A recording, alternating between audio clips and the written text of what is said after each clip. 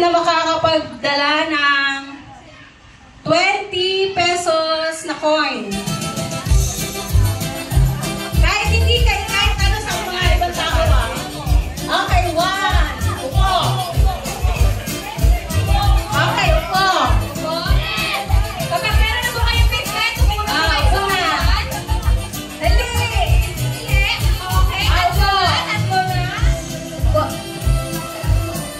4 na, 5 na. Okay na, 3 slots.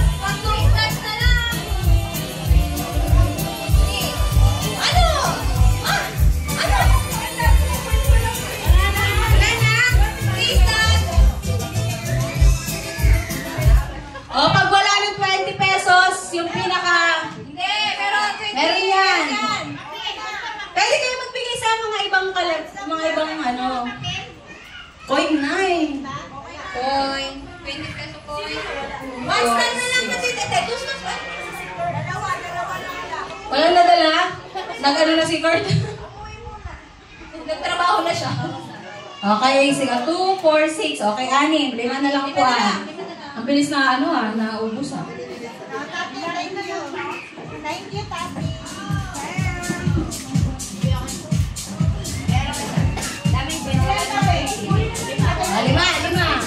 Okay, kasi 6 pa kayo eh. Okay.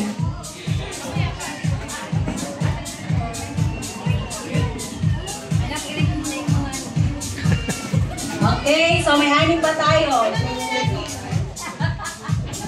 Isa. 6 yan.